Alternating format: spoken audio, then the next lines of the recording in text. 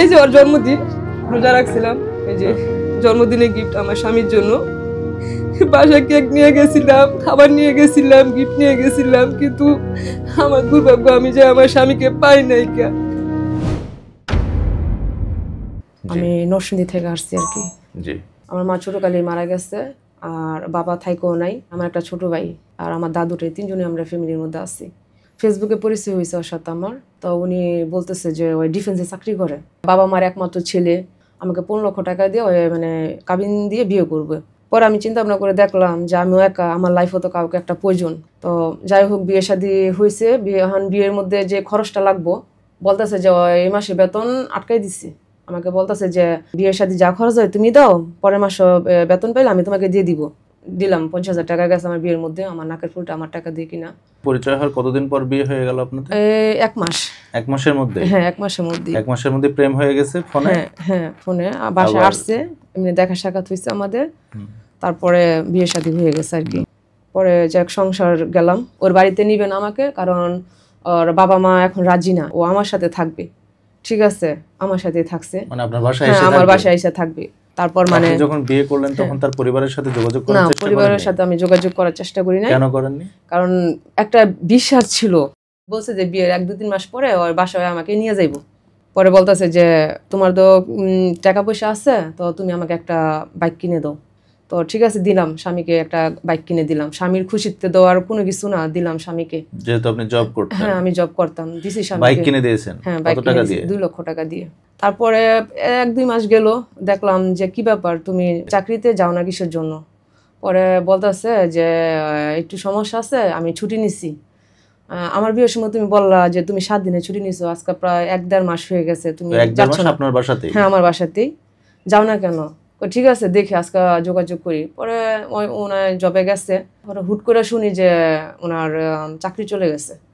পরে যাই হোক, যেভাবে হোক আমাকে ম্যানেজ করে, এখন স্বামী বেকার, এখন আমি মানে স্বামীর দায়িত্ব আমি মানে চলতেছি ফিরতেছি। বাট বাইকটা কিনে দেওয়ার পরে বাইকটা মানে একটু গাড়ি কাগজপত্র ছিল না বিদায় ওই আবার এটা একটা মামলা খাইছে আমার হাজব্যান্ড।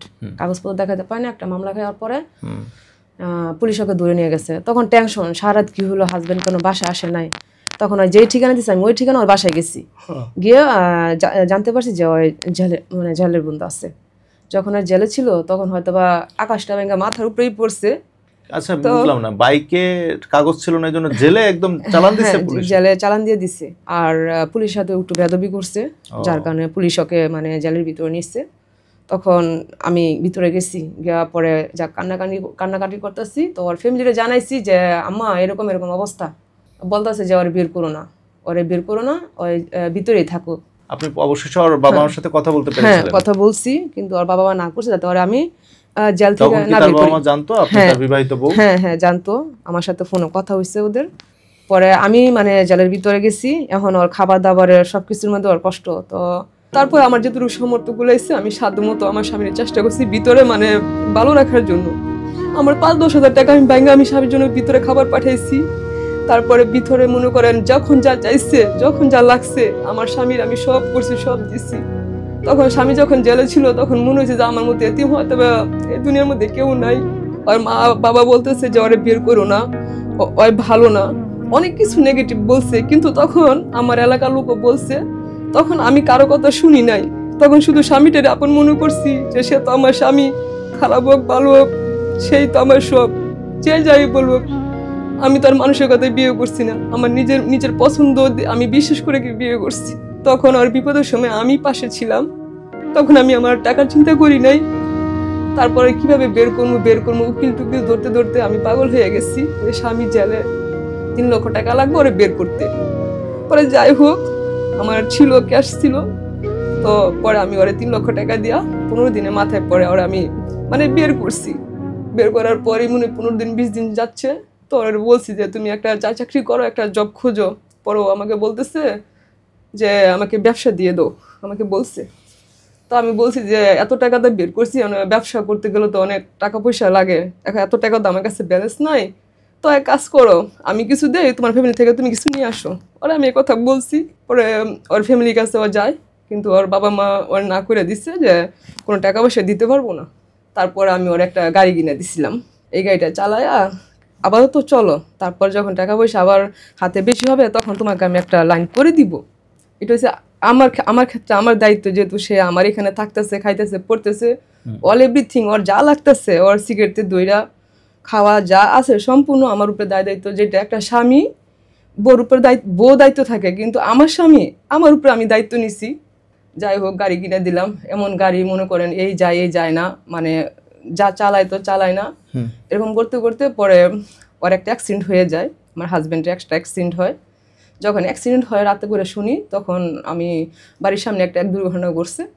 ঘটার পরে আমার স্বামীর আমি দ্রুত, মানে আমি কাউকে পাই না, দ্রুত আমি ওর হাসপাতালে ভর্তি করছিলাম। তো ওইখানে ওর মানে হাত কাটা ছিল, অনেক ইয়ে ছিল। তো ওইখানেও মনে করেন যে আমার স্বামীর যে ওর ফ্যামিলি এসে দেখবো বা একটা গ্লাস পানি দিব, ওই লোকটা ওইখানে আসে নাই। রাত্রে সারা রাত্রে আমি হাসপাতালে ছিলাম। ছিলার পর আমার স্বামীর আমি বাসায় নিয়ে আসছি পর আমার স্বামীর আমি 3 মাস আমার স্বামীর আমি অসুস্থ কি আমি সুস্থ করে ফেলাইছি, খালি সেবা যত্ন করে 3 মাস খালি আমি খাওয়াই দিছি ওরা তুলে পরে গরম পানি করে গোসল করাইছি, ওষুধে পানিয়ে ফলে পুরো আমি কোনো জিনিস আমি আমার হাজবেন্ডের জন্য আমি কমতি রাখি নাই। যখন জানলেন যে সে ওই ডিফেন্সে জব করে না, তারপরও তাকে ছাড়েন নাই? না, তারপর আমি ছাড়ি নাই। তারপর আমার স্বামীরে যত হোক, খারাপ হোক ভালো হোক, বিয়ে বইছি, সে তো আমার স্বামী, ওকে আমি 1 বছরের আগলেই আমি রাখছিলাম। তো এখন হাজবেন্ড বলতেছে যে ওরে পাসপোর্ট করে দিতাম, বাইরে যাবে। তখন আমি বলছি দেখো, এই পর্যন্ত আমি অনেক টাকা পয়সা আমার নষ্ট হয়েছে, এভাবে সেভাবে গেছে, আমার তো আর কোনো ভ্যাকেন্সি নাই, আমাকে তো দেওয়ার মতো কোনো লোক নাই, তুমিও তো কোনো ইনকাম করতেছো না। তো ঠিক আছে পাঠাবো, আমি কিছু দেই তোমার, এর আগেও তো বলছে আমি কিছু দেই তোমার ফ্যামিলি থেকে, তুমি কিছু চাও। পরে ওই বলতেছে যে না, আমার ফ্যামিলি তো মানে আমাকে করবে না, দিবে না, সাপোর্ট করবে না। তোমার ফ্যামিলি তোমাকে সাপোর্ট না করে, তুমি একটা মেয়ে মানুষে আমি আর কত তোমাকে সাপোর্ট করবো, প্রথম থেকেই করে যাচ্ছি, আর কত সাপোর্ট করবো। 10-12 লক্ষ টাকা গেছে, তার পিছনে 10-12 লাখ টাকা খরচ নষ্ট হয়েছে। জি, পরে বলতেছে পাসপোর্টের টাকা দিছি, ঠিক আছে আমি পাসপোর্ট করে দেই তোমাকে, তুমি আপাতত পাসপোর্টটা আমি 50,000 টাকা দাও, আপাতত জমা দিয়ে রাখি, তখন যা পরবর্তী যা স্টেপে লাগবে ওটা তুমি কষ্ট করে ম্যানেজ করো, কারণ তোমার যেহেতু ফ্যামিলি ভ্যাকেন্সি আছে, আমি একটা মহিলা মানুষ, আর কত ফ্যামিলির ব্যাকআপ আছে, তুমি এটা কষ্ট করে ম্যানেজ করো। এখন আমার হাজবেন্ডের কথা হলো যে না, আমি মানে অল দায়িত্ব, মানে বাড়ির টাকাটা সম্পূর্ণ আমি দিব ওকে। এই নিয়ে আমাদের এক পর্যায়ে খুব ঝগড়া হয়। এটা বিয়ের কতদিন পর? বিয়ের প্রায় বছরের কাছে, বছর আপনার বাসাতেই থাকছে? হ্যাঁ, 1 বছর আমার বাসায় থাকছে। পরে এক পর্যায়ে অনেক ঝগড়া হয়, ঝগড়া হওয়ার পর ওই আমাকে ছেড়ে চলে যায়। যখন আমার প্রায় ব্যালেন্স কমে আসছে, বা আমি আর পারতেছি না সংসারের দায়িত্ব নেওয়ার জন্য, টাকা পয়সা দিচ্ছে না, তখন মানে এক পর্যায়ে মানে রাগারাগি করে আমার কাছ থেকে চলে যায়। চলে যাওয়ার পরে মানে অনেকবার মানে আমি ফোন রিসিভ করতেছে না। তখন মানে আমার মানে যত মানে আমার খারাপ দিক আমার আত্মীয় স্বজনের কাছে সমালোচনা করছে, ফোন দিয়ে বলতেছে যাতে মানুষ আমাকে খারাপ নজরে দেখে। কি সমালোচনা করছে আপনার? সমালোচনা করতেছে যে আমি ভালো না, হয়তো আমার অতীতে কোনো কিছু আছে। আপনার আত্মীয়স্বজন? হ্যাঁ, আত্মীয়স্বজনের কাছে ফোন দিয়ে যাতে এগুলো বলছে, যাতে লোকজন আমাকে খারাপ মন্তব্য করে, খারাপ কমেন্টস করে। আচ্ছা, তারপর আমি খুব কষ্ট পাইছি যে স্বামীর আমি এই বিপদের পাশে আমি রইছি, যে স্বামীর জন্য আমি এত টাকা পয়সা নষ্ট করছি, আমি আমার নিজের ভবিষ্যতের চিন্তা করি নাই। আমার খুব শখ ছিল আমি ইউএসএ যাব, আমার পাসপোর্ট করা আছে, ঠিক আছে, আমি ওর জন্য আমি পাসপোর্ট জমা দিতে পারি নাই, কারণ ওকে বিয়ে করছি, যেহেতু ওর বেকারত্ব হয়েছে, নেক্সট টাইমে সংসারে অনেক প্রবলেম গেছে, যার কারণে আমার ভবিষ্যৎটা আমি মানে অন্ধকার করে ফেলছিলাম। আজকে সেই স্বামী সমাজের কাছে, এলাকার কাছে আমাকে ছোট করছে, ঠিক আছে। তারপর আমি আমার স্বামীকে ভালোবাসি, ঠিক আছে। এখন চলে গেছে সে আপনাকে? হ্যাঁ, চলে গেছে। এখন কতদিন ধরে নিখোঁজ? 1 মাস ধরে আর কি, ওর সাথে আমার কোনো যোগাযোগ না, কন্টাক্ট নাই। তো উপরে আল্লাহ আছে, আমার একটা কথা, আমি যদি নিঃস্বার্থভাবে আমি করে থাকি, আল্লাহ অবশ্যই এর প্রতিফল অবশ্যই আল্লাহ আমাকে দিবে, কারণ আমি একটা এতিম মেয়ে, আমি বিশ্বাস এবং ভরসার উপরে স্বামী স্ত্রীর সংসারটা টিকে থাকে। এখন এত কিছু করার পরও আজকে স্বামী চলে গেছে ছেড়ে, আমি তো একটা অসহায় মানুষ, একটা মেয়ে মানুষ, আমি কোথায় যাব, কি করব এখন? ওকে আমি বিশ্বাস করছি, এত টাকা পয়সা ওর পিছনে নষ্ট করছি, আজকে যখন আমার টাকা পয়সা শেষ হয়ে গেছে, সে আমাকে ছেড়ে চলে গেছে।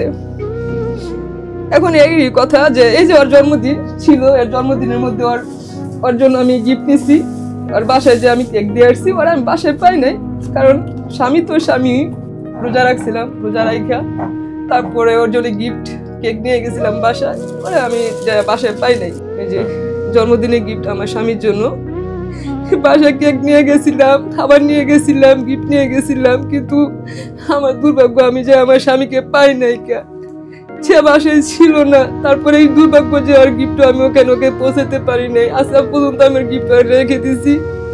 ঠিক আছে, আমার স্বামী বুঝবো যদি আমি নিঃস্বতভাবে আমার স্বামীর আমি ভালোবেসে পড়ে থাকি 2 হাত দিয়ে, তাহলে একদিন হলো আমার স্বামী বুঝবো যে পাগল মেয়েটা আমার জন্য কতটুকু কি করছে না করছে। আমি এতিম একটা মেয়ে মানুষ, আমি এখন কি করব? তাকে বিশ্বাস করছি, তাকে ভরসা করছি, আমার স্বামীকে বিশ্বাস ভরসা করছি। আর দুনিয়ার মধ্যে কাকে বিশ্বাস করবো? স্বামী হয়েছে স্ত্রীর জন্য সবচেয়ে আপন। একটা স্বামী সবকিছু, তার স্ত্রীর জন্য সবকিছু আপন। বিশ্বাস, ভরসা, ভালোবাসা, দায় দায়িত্ব সবকিছু তার স্বামীর থাকে। আজকে আমার স্বামীর জন্য আমি এত কিছু করলাম, আজকে আমার স্বামী আমাকে রেখে চলে গেছে। আমি আপনারা বলেন কে ভালো, কে মন্দ, কে বাটপার, কে চিটার, কিভাবে বিশ্বাস করবো? এই জগতে কারে স্বামী সবচেয়ে, স্ত্রীরা স্বামীকে বেশি বিশ্বাস করে। আমাদের মতো মেয়েরা আজকে টাকা দিতে পারে না দেখে চলে গেছে আমাকে রেখে। আমি ওর জন্য কি না করছি, নিজের না খাই ওরা খাওয়াইছি, নিজের না পরে ওরা আমি পড়াইছি, তারপর ওর হাতটা আমি ছাড়ি নাই, তারপর ওর হাতটা আমি শক্ত করে ধরে রাখছি। মানুষ তো মিথ্যা কথা বলে সম্ভব করার জন্য সেই মিথ্যা বলে আমাকে বিয়ে করছে, তারপর আমি ওর হাতটা ছাড়ি নাই, তারপর আমি সব মাইনে নিছি, মাইনে ওরা আমি আগলাই রাখছি। আর বিপদ আপদে আমি স্বামীর পাশে ছিলাম। আজকাল যখন আমার দুঃসময় আসছে তখন আমার স্বামী আমাকে রেখে চলে গেছে। আমি একটা এতিম অসহায় মেয়ে, আজকে আমার কি ভালো স্বামীকে ভালোবাসার কি ফল পরিণাম এই যে আজকে আমার দুঃসময় আমার স্বামী আমার পাশে নাই। আমি ধর দুঃসময় পাশে ছিলাম, তাহলে ও কেন আমাকে ছেড়ে চলে গেছে? আজও আমি তার জন্য কান্না করি, আজও তার জন্য সবকিছু। আজকে সেই স্বামী আপন বিশ্বাসের ভরসা অমর্যাদা করে আজকে চলে গেছে। তারপর আমি চাই ওই যেখানে থাকুক, আল্লাহ যাতে ওরা সুস্থতা রাখে, যাতে ভালো রাখে।